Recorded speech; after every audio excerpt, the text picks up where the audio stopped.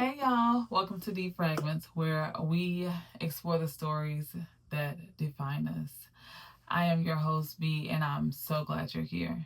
Today's episode is Caught in the Silence, and it's going to be about my journey through SA during college. So let's go ahead and dive right in and unravel these fragments. I went to college in a town not far from where I grew up. At the time, my senior year, I ended up living with my grandmother, and I didn't want to leave her. I had scholarships to go to a lot of places to play volleyball and basketball.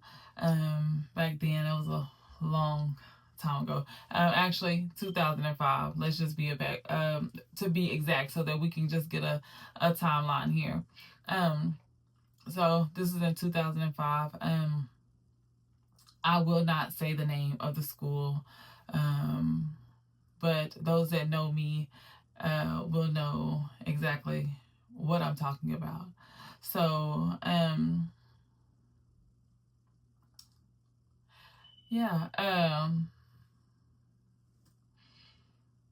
went to college to play basketball. Got there. I had already, because of choices that I had made, just kind of before going, wasn't so good for me. But I went, and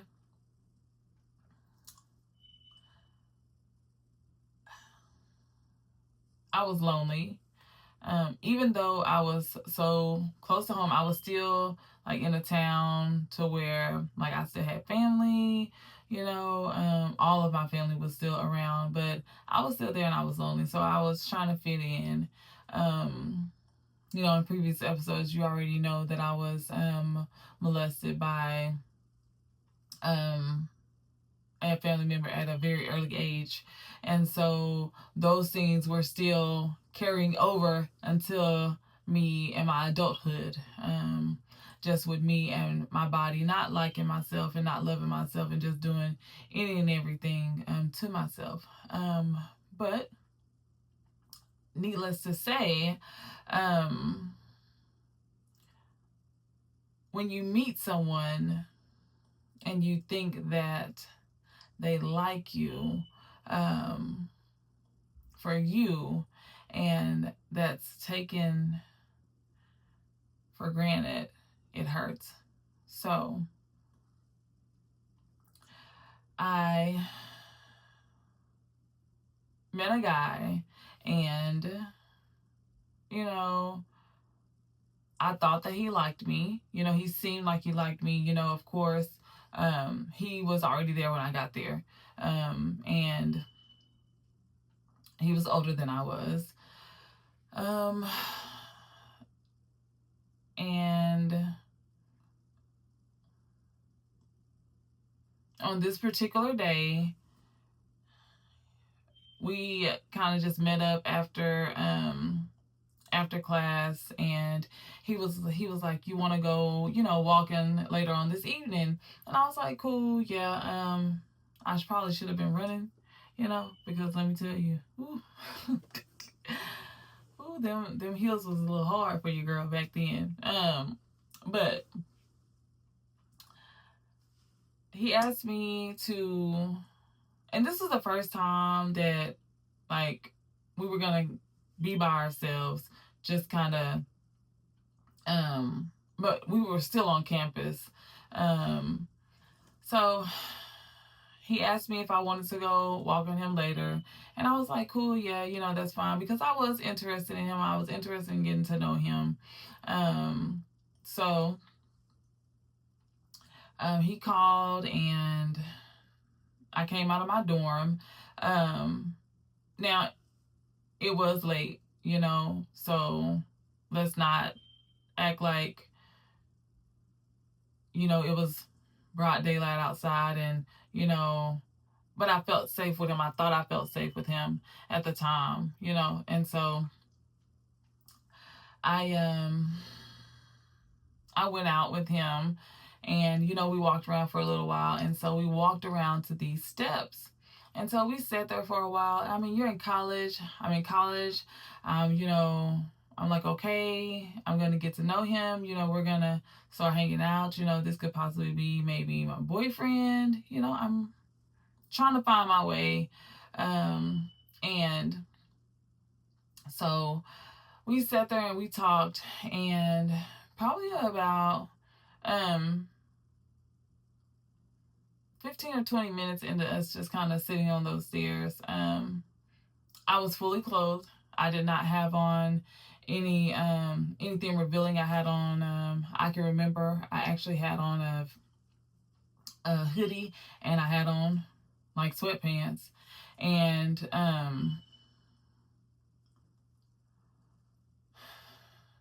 so he kissed me, and you know, I did kiss him back. And so then he began to fondle me, and I was like, you know, wait, you know, I don't, you know, I don't want to do this, right? And so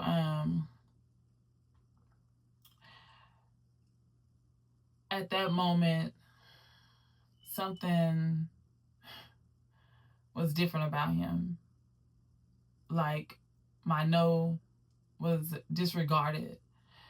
And we were outside. It wasn't, we weren't we weren't like in a room or anything. Like, we were outside in public on the stairs. Like, he did not care at all. And so he began, and so he played football. You know, he was bigger than I was back then. I think, I mean, I was 6 foot, probably 145 pounds soaking wet, you know. So he was a lot stronger than I was. So he overpowered me, and he assaulted me. And he,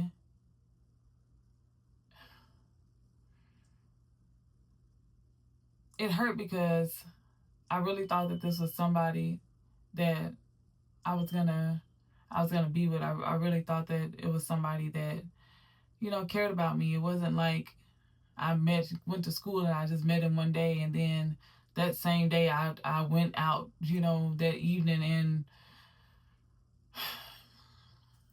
you know,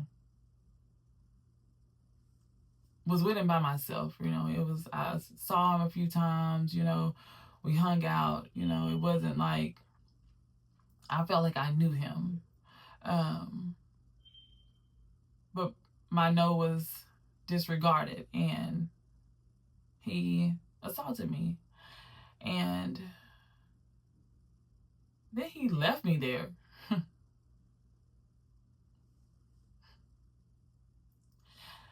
And I guess I can't cry, and I'm so mad.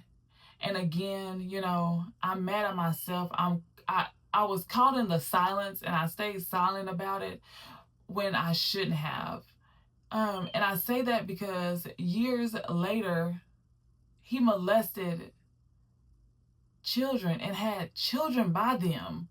Like, actually went to jail, you know. And it's just like,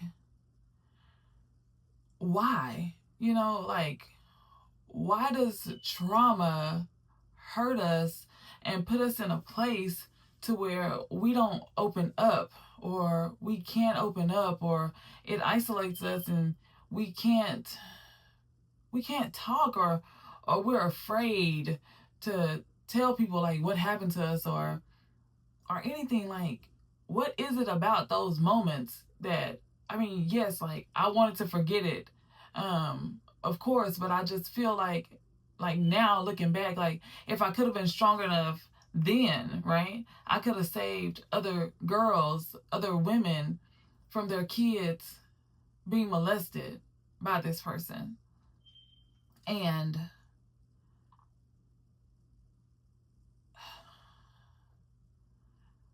I wanted to talk about this today because I have an 18-year-old who is in college. She left for college. She's home now, but and then she goes back to college, right? And she's there.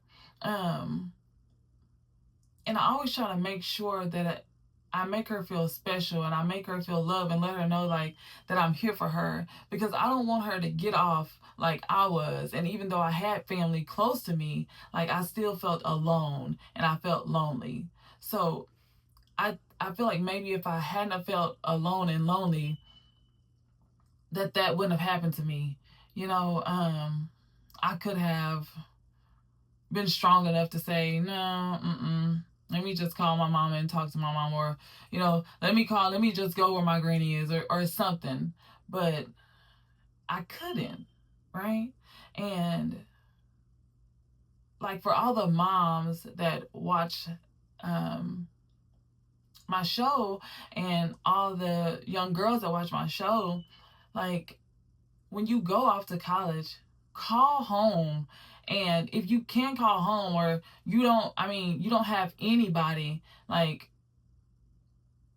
it's okay to reach out to different avenues, groups that may be on campus, that they have for young girls. Find you a group of girls, that you feel safe with, especially if you don't have that family connection, or you don't have that support that you feel like you need. Um,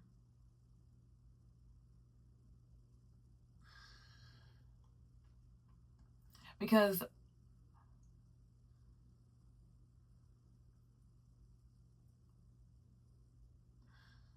mm, sorry, I would hate for something like this to happen to my daughter. You know, I would hate to send her off to school and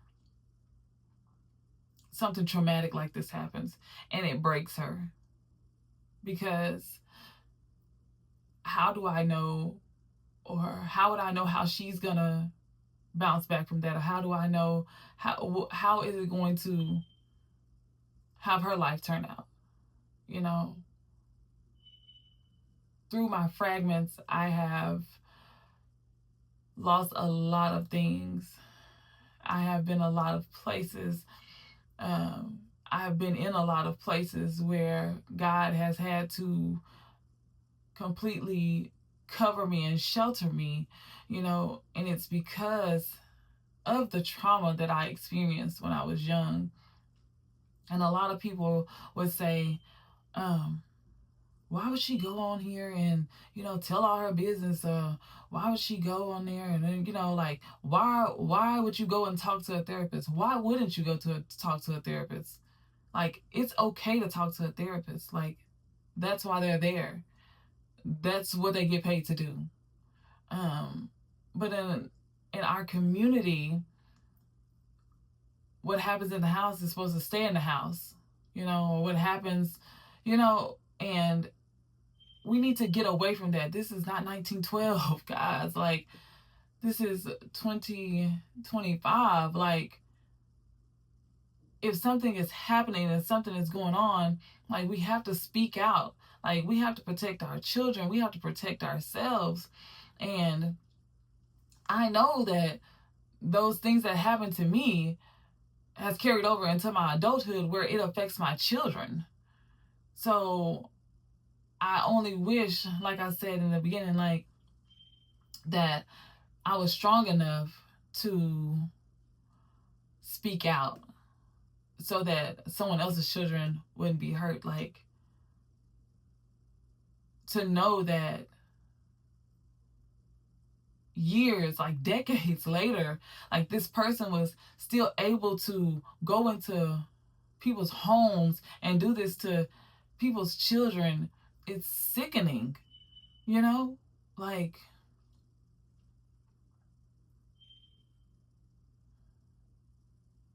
mm. So let's begin to talk about our fragments openly. let's begin to like take them apart, unravel them, like get them out of the box that they're in. Because as long as they're in that box, they'll always be there. It'll always haunt you. It'll always hurt you. You know, I went and jumped out of an airplane a few weeks ago, and that is really what inspired me to start this podcast. When I jumped out of that plane, it was like heaven and earth separated. I don't even know how to explain it, but there was a peace that I have never felt in my entire life that I wish that I could walk in every single day. But at that moment when I jumped, I knew that God had me and that I was safe and that I can completely trust him, you know, and just to be in the air, it did something to me. And I am grateful that I experienced this in my lifetime. I am grateful that that was taken off of it wasn't my bucket list, but I was grateful that I was able to share that bucket list with someone, and how it opened me to be able to be more free and just to be able to talk about more things. So, moms, we have children, we have daughters, we have young women going to college, and young men going to college. Let's be mindful that they are still our children. They still need us to call them. They still need us to check on them. They still need us to love them. They still need us to protect them and lead them and guide them. It's okay. I mean, because God forbid our daughters and our sons get off thousands of miles away and someone takes them for granted and hurts them. What would you do? How would you handle it? What would you say? So,